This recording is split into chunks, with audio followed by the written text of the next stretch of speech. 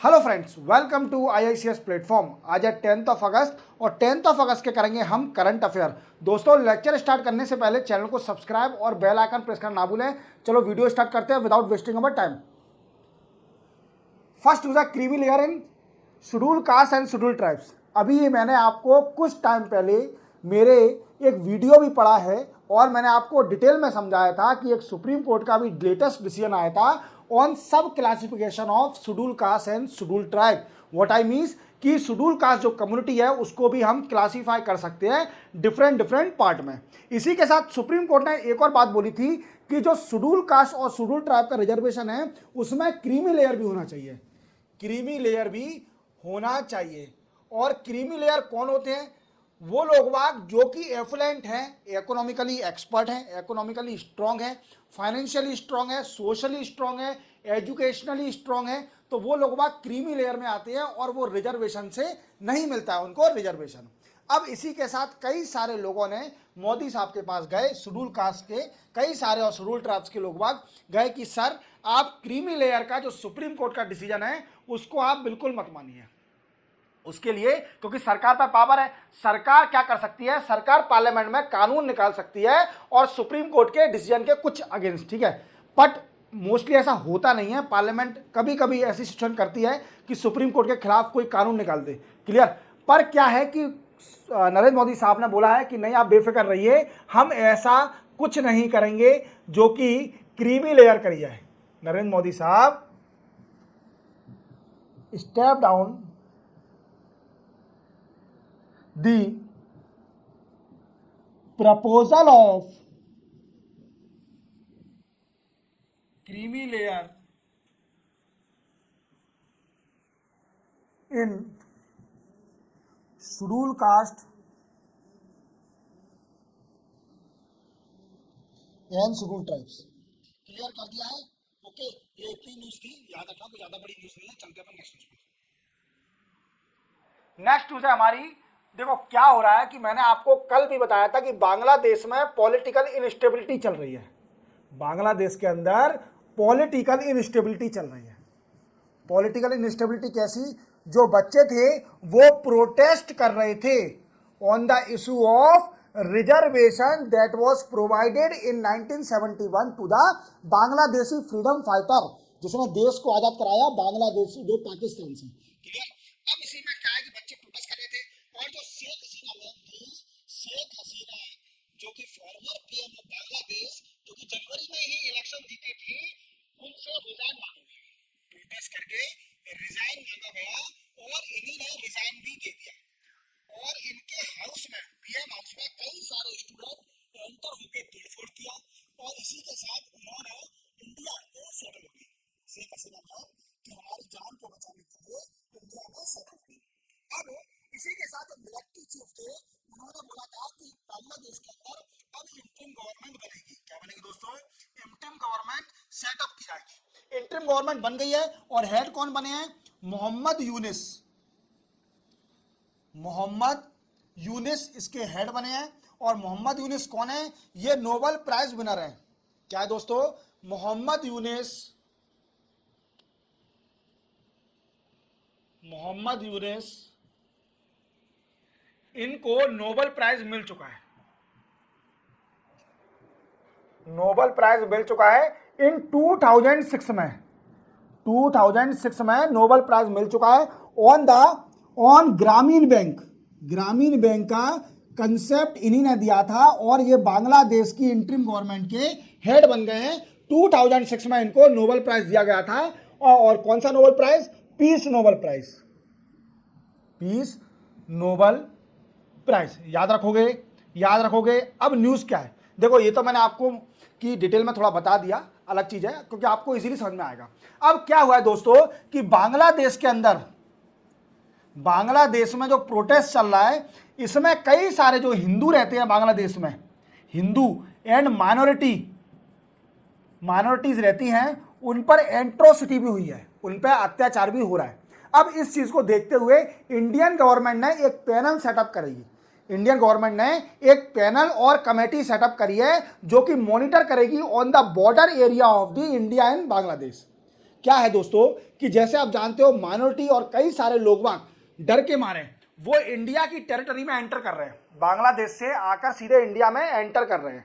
अब इससे क्या हो रहा है कि इन्फिल्ट्रेशन हो रहा है, illegally infiltration, we can say it is a illegally infiltration. और जो बीएसएफ है बॉर्डर सिक्योरिटी फोर्स वो इसको रोक रही है। क्लियर? क्योंकि इंडिया और बांग्लादेश के बॉर्डर पर कौन रहता है? बॉर्डर सिक्योरिटी फोर्स रहती है। क्लियर? अब वो कंट्रोल कर रही है। पर सरकार को जो हिंदू लोग हैं उनको अच्छी कम्युनिकेशन वीकेंड से बात करने के लिए या फिर वीकेंड से पैनल सेटअप किया है। क्या करा है? देखो इंडियन गवर्नमेंट क्या कर रही है, दो चीज कर रही है। एक पैनल सेटअप करेगी, मींस पैनल सेटअप कर ही दिया है, और दूसरा है कम्युनिकेशन चैनल। कम्युनिकेशन चैनल क्या है दोस्तों? अब जे कम्युनिकेशन चैनल और पैनल क्या है? We can say panel is also committee headed by senior BSF officer. और किसको कर दिया है? Headed ADG BSF eastern command के जो कि एडीजी हैं बीएसएफ में, उनको हेड बना दिया है। किसका? पैनल और कमेटी का, जो कि मॉनिटर करेगी। Work is to monitor the border area of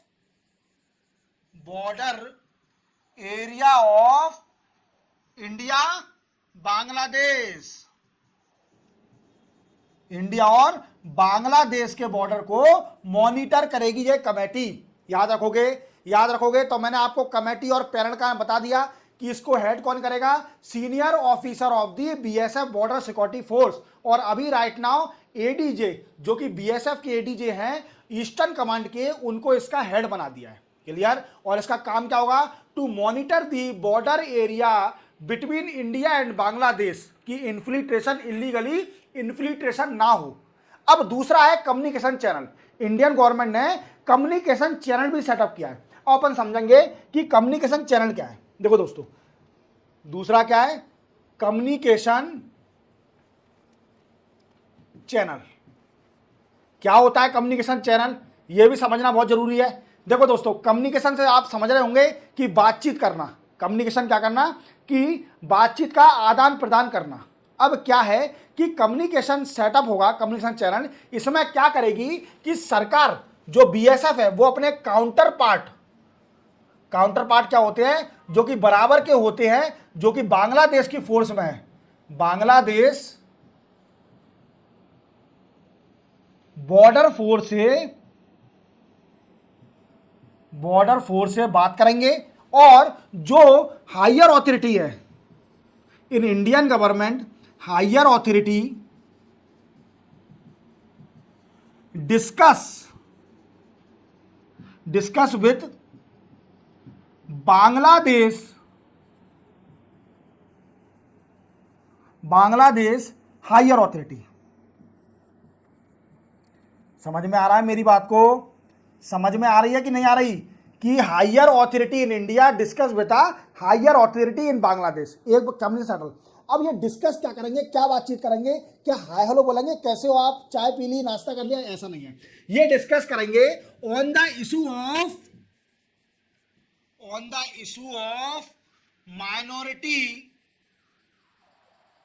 minority and other Hindu people living in Bangladesh security. Means क्या बात करेंगे ये कि जो हिंदू और माइनॉरिटी पीपल बांग्लादेश में रह रहे हैं उनकी सिक्योरिटी के लिए डिस्कस किया जाएगा। कम्युनिकेशन चैनल सेटअप किया है। तो आप याद रखोगे, दो चीज सेटअप करी है सरकार ने, हमारी गवर्नमेंट ऑफ इंडिया ने। सबसे पहला पैनल और कमेटी सेटअप करी है, जिसको हेड करेगा higher officer of the BSF eastern command का, जो कि एडीजी ईस्टर्न कमांड के बीएसएफ को बना दिया है। वो क्या करेगा कि monitor the border area between India and Bangladesh to stop the illegal infiltration from the Bangladesh to India. Clear? दूसरा करा है कम्युनिकेशन चैनल। कम्युनिकेशन चैनल को सेटअप करा है कि हायर अथॉरिटी और the BSF talk to the counterpart of the Bangladesh people to to to manage the security of the Hindus and minority living in Bangladesh, कि उनकी सिक्योरिटी के लिए जो लोग बाग हिंदू रह रहे हैं और माइनॉरिटी रह रही है बांग्लादेश में, उनकी सिक्योरिटी को मेंटेन रखने के लिए ये बातचीत करी जाएगी। क्लियर? चलते हैं नेक्स्ट न्यूज पर। नेक्स्ट न्यूज है क्लीन प्लांट प्रोग्राम। देखो सरकार ने क्या किया है, सरकार आप नहीं, मेरे तो आप स्टूडेंट हो, सरकार ने क्या किया है, एक क्लीन प्लांट प्रोग्राम स्टार्ट करने जा रही है। क्लीन प्लांट प्रोग्राम स्टार्ट करने जा रही है अंडर मिशन ऑफ इंटीग्रेटेड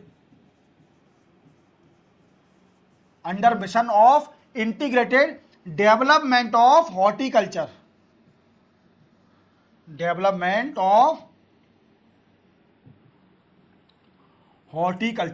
ये क्या है, इसको शॉर्ट में बोलते हैं MIDH, means mission of integrated of development of horticulture. ये अंडर, इस मिशन के अंडर एक क्लीन प्लांट प्रोग्राम स्टार्ट करने जा रही है सरकार। अब इसमें क्या होगा दोस्तों, तो इसके अंदर इंस्टीट्यूट सेटअप करे जाएंगे, क्लीन प्लांट सेंटर सेटअप करे जाएंगे।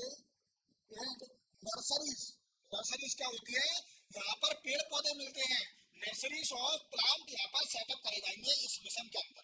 अब सर इतना तो बताइए, आपने ये सब बता दी कहानी, पर ये तो बताइए करेगा क्या प्रोग्राम, इसका मेन एम क्या है, तो अपन समझते हैं। इसका एम है दोस्तों, program M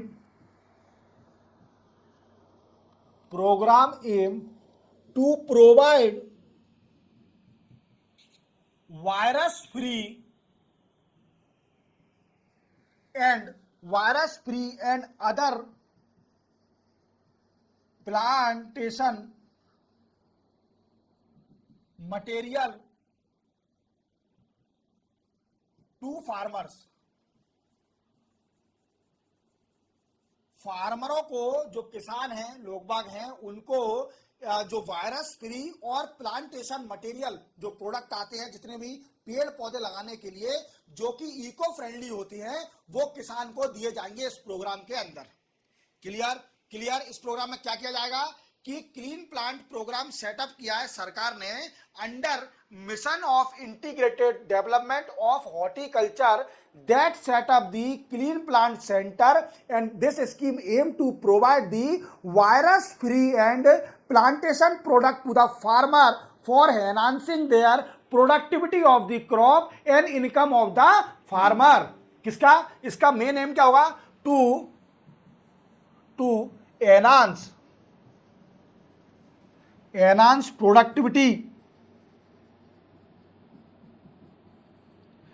productivity and income of farmers की इनकम और प्रोडक्टिविटी बढ़ाने के लिए, क्रॉप यील्ड की प्रोडक्टिविटी बढ़ाने के लिए यह प्रोग्राम स्टार्ट किया गया है, जिसमें वायरस फ्री और जितने भी प्लांटेशन प्रोडक्ट आते हैं वो फार्मर को दिए जाएंगे। अब इसमें 3 कंपोनेंट है दोस्तों, 3 कंपोनेंट और समझ लीजिए आप, इसके अंदर 3 कंपोनेंट है।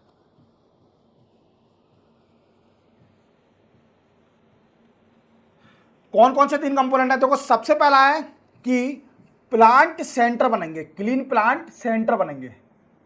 क्लियर? क्या बनेंगे, क्लीन प्लांट सेंटर बनेंगे। दूसरा है सर्टिफिकेशन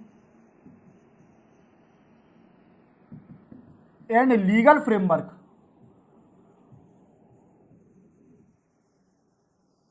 ये सेटअप किया जाएगा। और तीसरा जो मेन है, एनहांस इंफ्रास्ट्रक्चर को एनहांस भी किया जाएगा। तो इसके 3 गोल हैं, याद रखना कि सबसे पहला 3 कंपोनेंट कौन से हैं, कि यहां पर क्लीन प्लांट सेंटर पहला कंपोनेंट है, ये सेटअप करा जाएगा। दूसरा certification and legal framework setup करा जाएगा। और तीसरा है एनहांस इंफ्रास्ट्रक्चर। तो आप समझ गए होंगे कि क्लीन प्लांट प्रोग्राम क्या है अच्छी तरह से। चलते अपन नेक्स्ट न्यूज पर। नेक्स्ट न्यूज है S Jaishankar 3 day visit to Maldives. देखो दोस्तों, आप जानते हो कि भारत और मालदीव्स कंट्री के रिलेशन दिन प्रतिदिन बिगड़ते जा रहे थे। एक समय था कि मोहम्मद मिजू जो कि प्रेसिडेंट वहां पर आए थे, मोहम्मद मिजू, ये प्रेसिडेंट आए थे, ये प्रो चाइनीज थे, प्रो चाइनीज। मतलब प्रो चाइना थे, चाइना का सपोर्ट ज़्यादा करते थे, चाइना की तरफ ज़्यादा लीनियंट थे। और इंडिया और चाइना के अच्छे रिलेशन नहीं है, आप जानते हो। इंडिया हमेशा, चाइना हमेशा कुछ ना कुछ रखती है इंडिया से, मतलब बैर रखती है, इंडिया बोलते हैं इसको बैर रखना, ठीक है। तो क्या है, ये मोहम्मद मिजू जो प्रेसिडेंट थे मालदीव्स के, वो क्या, वो प्रो चाइनीज थे और उन्होंने इंडिया के खिलाफ कुछ अनशन बोलना स्टार्ट किया दिया था। जैसे हमारे नरेंद्र मोदी साहब जब लक्षद्वीप में, लक्षद्वीप को प्रमोट करने गए थे, लक्षद्वीप को, तो वहां के मिनिस्टर, मालदीव्स के मिनिस्टरों ने कुछ ट्विटर पर उल्टा सीधा कमेंट कर दिया था मोदी साहब के ऊपर। क्योंकि मालदीव्स जो कंट्री है, वो कंट्री सिर्फ भिखारी कंट्री, वो सिर्फ ओनली टूरिज्म पर चलती है। किस पर? टूरिज्म पर। तो उनको लगा कि हमारे यहाँ का टूरिज्म अगर चला गया, तो अगर इंडिया के लक्षद्वीप में, तो हम कैसे रोटी खाएंगे, समझ रहे हो, कैसे खाना खाएंगे, तो ये तो वैसे ही भूखे मर रहे हैं, इन पे एक ही सोर्स है बस, टूरिज्म का। अब क्या है कि मोहम्मद मिजू जो वीकेंड से प्रेसिडेंट है वहाँ के, उन्होंने अपनी गलती मानी और माफ़ी मांगी नरेंद्र मोदी साहब से कि हमसे गलती हो गई, हमें माफ़ कर दो, हम अच्छे रिलेशन तुमसे रखेंगे, हमसे बहुत बड़ी गलती हो गई। क्योंकि इंडिया के लोग बाग सबसे ज़्यादा टूरिज्म मालदीव्स में इंडिया से ही जाता है। और इंडिया में ट्रेंड चल गया था hashtag boycott Maldives, hashtag boycott Maldives के नाम से एक ट्रेंड चल गया था, वीकेंड से हैशटैग चल गया था, जिसमें कई सारे लोग बाग मालदीव्स को प्रेफर नहीं कर रहे थे, मॉरिशियस जाना पसंद कर रहे थे। क्लियर? क्योंकि मॉरिशियस और मालदीव से मुझे नहीं लगता कोई डिफरेंस है, मॉरिशियस ज़्यादा अच्छा है मालदीव से। अब देखो क्या है कि हमारे एस जयशंकर जो एक्सटर्नल अफेयर मिनिस्टर हैं, एक्सटर्नल अफेयर मिनिस्टर, वो गए 3 दिन की विजिट पर मालदीव, और इन्होंने मुलाकात किससे करी? जो कि मालदीव्स में जो कि फॉरेन मिनिस्टर हैं, कौन है इनके काउंटर पार्ट, कौन है? उनका नाम है मूसा, आपने मूवी देखी होगी मूसा जमीर, मूसा जमीर नाम ऐसा लग रहा है, जो संजय दत्त की एक मूवी आई थी उसमें संजय दत्त का नाम था मूसा, तो ये मूसा नाम उनको ही देख के रखा है क्या, आप वो नहीं पता मुझे, ठीक है। सॉरी, मूसा जमीर। तो ये फॉरेन मिनिस्टर है काके मालदीव्स के, और ये अपने S Jaishankar extra foreign minister 3 दिन की विजिट पर गए हैं मालदीव्स, पहली बार गए हैं, मतलब वीकेंड से इस टर्म में तो पहली बार गए हैं, और इन्होंने डिस्कस करेंगे ये बायलैटरल रिलेशन के ऊपर, बायलैटरल रिलेशन। अब पॉइंट आया नहीं है, डिस्कस होगा तो मैं बताऊंगा आपको, क्लियर? बायलैटरल रिलेशन के ऊपर डिस्कस किया जाएगा, तो आपको पूरा समझ में आ गया होगा मालदीव्स के बारे में। चलते हैं अपन नेक्स्ट न्यूज पर। नेक्स्ट न्यूज है SEBI, SEBI setup new institution. देखो सेबी ने क्या किया है, अब सबसे पहले अपन जानते हैं सेबी क्या है। तो आप जानते हो सेबी क्या है? Security exchange board of India, security exchange board of India, security exchange board of India. ये दोस्तों सेटअप कब हुआ था? सेटअप इन 1988, बट इसको इंडिपेंडेंट नहीं था, स्टैट्यूटरी पावर नहीं थी। देन आफ्टर 1992 में सरकार ने पार्लियामेंट में बिल निकाला, सेबी एक्ट, सेबी एक्ट 1992। इस एक्ट के जरिए सेबी स्टैट्यूटरी बॉडी बन गई और इसी में ज़्यादा पावर आ गई, इंडिपेंडेंटली हो गई। और इसका काम क्या है दोस्तों? इसका काम है इन्वेस्टरों को अट्रैक्ट करना, व्हाट आई मींस, मैं ये नहीं, रेगुलेट दी, मजाक कर रहा हूँ, और अट्रैक्ट तो करने के लिए प्लान बनाती है, इंफॉर्मेशन इन्वेस्टर आए और बीएसई और एनएसई में इन्वेस्ट करे, तो सेबी का ये भी काम है, हंसने की बात नहीं है। रेगुलेट दी सिक्योरिटी मार्केट, ये सिक्योरिटी मार्केट को रेगुलेट करती है कौन? Security exchange board of India. अब इतना आपको समझ में आ गया होगा security exchange board of India क्या है, कब ये सेटअप हुआ और कब इसको स्टैट्यूटरी पावर दी गई, क्लियर? और कब इसका एक्ट निकला, क्लियर? पार्लियामेंट के अंदर एक्ट पास किया गया, क्लियर? अब समझते हैं कौन से नए इंस्टीट्यूशन बनाए हैं सेबी ने। अब सेबी इंस्टीट्यूशन, सेबी का मैंने जैसे बताया कि सेबी का काम क्या है, सेबी का एक काम होता है अट्रैक्ट इन्वेस्टर, अट्रैक्ट इन्वेस्टर। इन्वेस्टरों को अट्रैक्ट कैसे किया जाएगा? जब इन्वेस्टर के पास पूरी इंफॉर्मेशन नहीं होगी तो अट्रैक्ट कैसे होगा इन्वेस्टर? तो SEBI to enhance information to investor, to enhance information to investor, that is called a main strategy, clear? तो दो इंस्टीट्यूशन कौन से हैं? पहला है परफॉर्मेंस वैलिडेशन,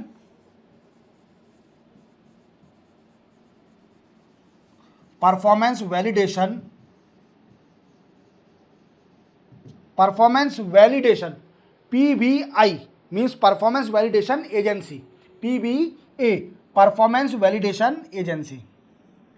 ये क्या करेगी परफॉर्मेंस वैलिडेशन एजेंसी? इसका काम होगा दोस्तों कि जितने भी इन्वेस्टर हैं जो भी इंफॉर्मेशन देते हैं, इंफॉर्मेशन बाय इन्वेस्टर एजेंट, जितने भी मिडिलमैन होते हैं और एजेंट होते हैं वो इंफॉर्मेशन देते हैं, उनको वैलिडेट करेगी कि हाँ ये इंफॉर्मेशन सही है। समझ में आ रहा है? उनको वैलिडेट करेगी। समझ में आ रहा है मेरी बात को? दूसरा क्या है दोस्तों? दूसरा इंस्टीट्यूशन का नाम है data benchmarking, bench marking institution.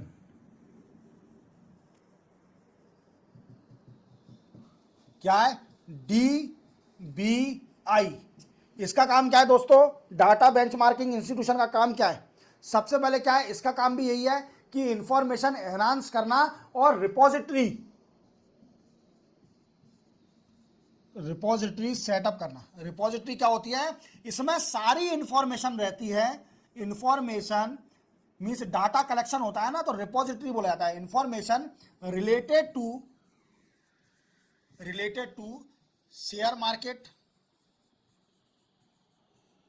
अब these two institution enhance the information और knowledge related to stock market to investor।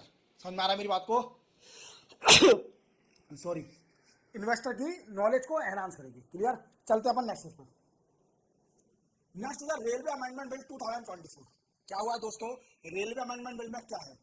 देखो क्या है कि रेलवे बोर्ड के बारे में तो आपने सुना होगा। एक रेलवे बोर्ड है हमारे इंडिया में, एक रेलवे बोर्ड है जो कि सेटअप हुआ था 1905 में। कब सेटअप हुआ था रेलवे बोर्ड? 1905 में, तब एक्ट निकला था। अब क्या हुआ है दोस्तों कि अभी लोकसभा के अंदर एक बिल पास किया गया है जिसको बोलते हैं रेलवे अमेंडमेंट बिल 2024। और रेलवे बोर्ड की अभी जो फर्स्ट वुमेन चेयरमैन बनी है, उनका नाम है रखना, फर्स्ट वुमेन चेयरमैन, और अभी इनकम्बेंट भी हैं, और ये इनकम्बेंट भी हैं, इनका नाम है जया वर्मा सिन्हा। क्या नाम है दोस्तों? जया वर्मा सिन्हा। अब क्या हुआ है, लोकसभा में एक अमेंडमेंट पास हुआ है, बिल पास हुआ है, रेलवे अमेंडमेंट बिल 2024। इसमें क्या है दोस्तों कि जो रेलवे बोर्ड है इसको स्टैट्यूटरी पावर नहीं है, स्टैट्यूटरी पावर नहीं है, मींस स्टैट्यूटरी बॉडी नहीं है सॉरी। और पावर क्या है? इंडिपेंडेंट पावर भी नहीं है, इंडिपेंडेंट पावर भी नहीं है। तो इंडिपेंडेंट पावर एनहांस करने के लिए, स्टैट्यूटरी पावर देने के लिए, बॉडी बनाने के लिए ये बिल पास हुआ है लोकसभा के अंदर। अब रेलवे बोर्ड जो है वो स्टैट्यूटरी बॉडी कहलाएगी if this bill become a act after signing the president, after providing the assent by president. समझ में आ गया? ठीक है, असेंट। क्लियर? तो चलते अपन नेक्स्ट न्यूज पर। Next tuberculosis drugs, BPL। देखो क्या है दोस्तों कि आप जानते हो कि हमारे भारत में कई पेशेंट हैं जो कि टीबी से ग्रसित हैं, मीन्स टीबी की डिसीज से, जिसको हम ट्यूबरकुलोसिस बोलते हैं। ये बीमारी बड़ी भारत में फैल रही है और इसके लिए 3 ड्रग्स आए हैं जो इंडिया में नहीं है, ऑल इंडिया मतलब वर्ल्ड के लेवल के हैं, और ये बड़े इफेक्टिव है। इसमें कम समय में भी टीबी सही हो जाती है, ट्यूबरकुलोसिस सही हो जाएगी और ज़्यादा समय नहीं लगेगा, क्योंकि टीबी के नॉर्मली सही होने में लगता है 18 to 24 मंथ। कितना दोस्तों? 18 से 24 महीने तो कम से कम लगते हैं नॉर्मली टीबी को सही होने में। क्लियर? और इसी के साथ इनको कई सारे ड्रग्स खाने पड़ते हैं, ड्रग्स भी कई सारे खाने पड़ते हैं। अब क्या किया है सरकार ने? अप्रूव कर दिया है कि 3 ड्रग्स खाइए, ये अप्रूव कर दिया है, क्योंकि ये 3 ड्रग्स जो है ये इफेक्टिव हुए हैं, इफेक्टिव इन 3 कंट्री। और वी कैन से कंट्री में जैसे कुछ एग्जांपल ले लेते हैं, कंट्री में जैसे पाकिस्तान, साउथ अफ्रीका ETC। यहां पर ये ड्रग्स मींस इफेक्टिव रहे हैं, तो सरकार क्या कर रही है, और इनका इलाज भी बहुत कम समय में हो जाता है। ओनली 6 मंथ में आप टीबी से अगर बीमार हैं तो आप सही भी हो जाओगे। 6 महीने का इलाज है इसका, आपको 3 टैबलेट खानी पड़ेगी। अब वो 3 टैबलेट कौन सी है तो उसको अपन जान लेते हैं। देखो सबसे पहले क्या है, पहले फुल फॉर्म बताता हूं। सबसे पहले जानते हैं BPL क्या है दोस्तों, बी फॉर बेडाक्विलिन। क्या है दोस्तों, बेडाक्विलिन, ये टैबलेट है बी फॉर। ओके, दूसरी है दोस्तों पी, पैराटोमोनाइड, क्लियर, और एल फॉर लिंजोलाइड। ये 3 टैबलेट है, थोड़ा डिफिकल्ट है नाम याद रखने में, क्योंकि डॉक्टर लोग को बड़े जल्दी याद हो जाएगा ये नाम, बट हम लोगों को बड़ी डिफिकल्टी होगी क्योंकि हम इंजीनियरिंग फील्ड से हैं। पर तो भी मैं बताऊंगा, UPSC aspirant are those aspirant who know each and everything in term of polity, history, biology, chemistry, each and everything. तो हम जर्नलिस्ट बनने जा रहे हैं और हमें सब आना चाहिए। हालांकि थोड़ा बहुत प्रोनाउंसिएशन में हो जाता है वो अलग बात है, पर नॉलेज तो होना चाहिए ना हमें हर चीज की। तो पहला ड्रग्स है बेडाक्विलिन, क्लियर, दूसरा है पैराटोमनाइड और तीसरा है लिंजोलाइड। कौन सा है, लिंजोलाइड। ये 3 ड्रग्स सरकार ने अप्रूव कर दिए हैं। अब इंडिया में ट्यूबरकुलोसिस बीमारी जो है उसका इलाज इजीली हो जाएगा। इसी के साथ 10 अगस्त के करंट अफेयर दोस्तों कंप्लीट होते हैं। चैनल को सब्सक्राइब और बेल आइकन प्रेस करना ना भूलना और वीडियो हमेशा पूरा देखना। मिलते हैं हम कल संडे को। ओके, तब तक के लिए जय हिंद।